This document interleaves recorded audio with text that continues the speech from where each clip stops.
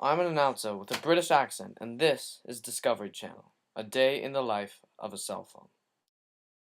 Before we start, we would like to provide some insight on the ancestors of the cell phone and how it came to be the distinguished and complex creature it is today.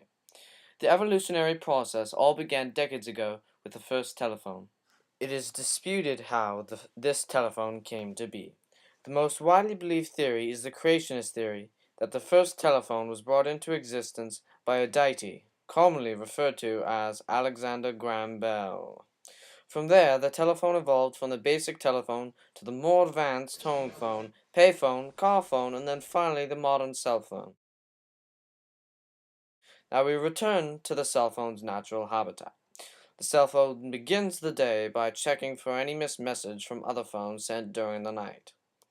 Once finished catching up with any messages, the cell phone moves to the environment where it will spend most of its time, the pocket, then departs for its working day. However, on its travels, the cell phone must keep out of sight because all cell phones have been persecuted in vehicles by the Ontario government since 2009. Finally, this phone arrives at its destination.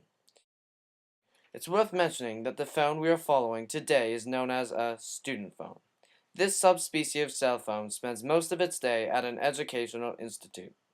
Even though this is in its natural habitat, the cell phone is still hunted by predators known as teachers. For this reason, before entering the school, the cell phone must go into a mode of stealth to avoid detection by the teachers.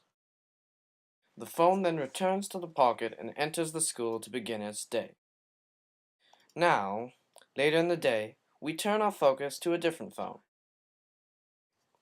This particular phone uses its touchscreen to type a text message faster in class. The cell phone is close to the end of its message and it thinks it's in the clear, but a predator lies in wait. The teacher spots the phone and quickly approaches. Before the phone can react, it is taken. The phone is moved to a place where all taken phones end up, a place only known as the teacher's desk. The unfortunate phone must now wait until the end of the day for freedom. This phone is near the end of its day and it's just getting ready to head for home. But what is this? The phone is left behind and finds itself alone.